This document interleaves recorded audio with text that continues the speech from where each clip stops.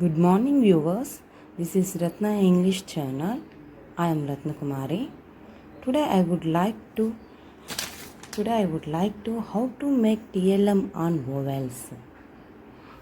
మనకి ఆల్రెడీ తెలుగులో అక్షరములు ఎన్ని ఉన్నాయో అనేది మనకి తెలిసిందే. అలాగే ఇంగ్లీష్ లాంగ్వేజ్లో వచ్చేసరికి there are 26 letters in English language. There are 26 letters and alphabet letters అనేవి ఉంటాయి. దాంట్లో వచ్చేసరికి తెలుగులో మనకి ఎలాగా అచ్చులు హల్లులు అయి ఉంటాయో అలాగే ఈ యొక్క 26 లెటర్స్లో 5 వోవెల్స్ అనేవి ఉంటాయి. కాన్సోనాట్స్ వచ్చేసరికి 19, డెప్థాన్స్ వచ్చేసరికి 2 ఉంటాయి. మొత్తం టోటల్ వచ్చేసరికి 26 లెటర్స్ అనేది ఇంగ్లీష్ లాంగ్వేజ్లోని ఆల్ఫాబెట్స్ అనేవి ఉంటాయి.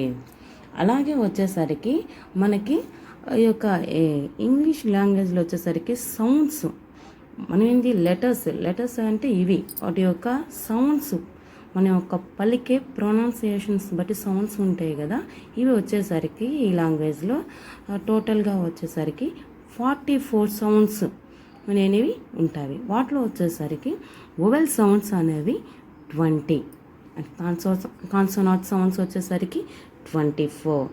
ఇవి ఇంగ్లీష్ లాంగ్వేజ్లో ఉన్నటువంటి ఆ యొక్క లెటర్స్, దాంట్లో ఉన్నటువంటి వొవెల్స్, కాన్సోనాట్స్ వాటి గురించి ఇంకా సౌండ్స్ గురించి కూడా ఇవి మనకి తెలుసుకుంటే మంచిదని ఇలా క్లియర్గా రాశాను.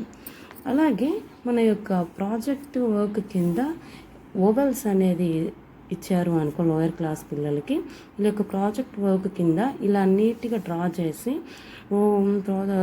వొవెల్స్ అనగా AEIOU అని there are 5 vowels in English language అని రాస్తే మనకి స్కోర్ అనేది పడవు. ఇలా నీట్గా ఏదైనా ఫ్లవర్స్తో కానీ ఇంకా వేరే ఏదైనా మన డ్రా చేస్తే నీట్గా ఒక ఆర్ట్ రూపంలో TLM అనేది ఇలా ఎప్పుడు కూడా క్లియర్గా నీట్గా కంటెంట్ అర్థం అవ్వాలి. అలాగే ఆర్ట్ అనేది కూడా క్లియర్గా ఉంటే ఈ TLM ద్వారా ఎక్కువ అనేది స్కోర్ అనేది ప్రాజెక్ట్ వర్క్కి స్కోర్ అనేది వస్తూ ఉంటుంది.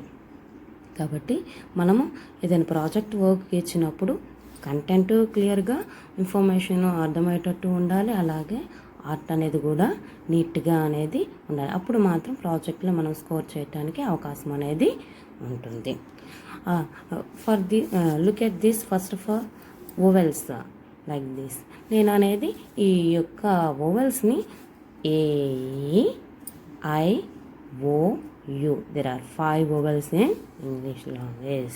ఈ యొక్క TLM అనేది నేను అనేది ఒక పార్ట్ తీసుకొని దాని ఫ్లవర్స్ రూపంలో డ్రా చేసి ఇలా ఇచ్చాను.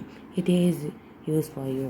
ఇలా ఇది ఒక ఎగ్జాంపుల్గా మీకు యూజ్ అయిద్దని ఈ యొక్క క్లాస్ అనేది నేను చెప్పడం అనేది జరిగింది. మనం ఎప్పుడైనా సరే ప్రాజెక్ట్ వర్క్ చేసేటప్పుడు కంటెంట్ కానీ మనకి ఏదైతే కంటెంట్గా ఇచ్చారో దాని పిక్చర్ రూపంలో డిస్క్రిప్షన్ బాగా క్లియర్గా అర్థమయ్యేటట్టు చూపించాలి. డిస్క్రైబ్ చేస్తూ ఉంటే అప్పుడు స్కోర్ అనేది వచ్చే అవకాశం అనేది ఉంటుంది. ఓకే వ్యూవర్స్,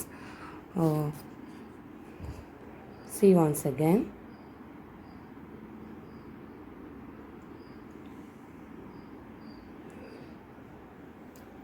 ఓకే, ఇది లోయర్ క్లాస్ పిల్లలకి ప్రాజెక్ట్ వర్క్ కింద ఎంతో యూజ్ అవుతుందని అనుకుంటున్నాను.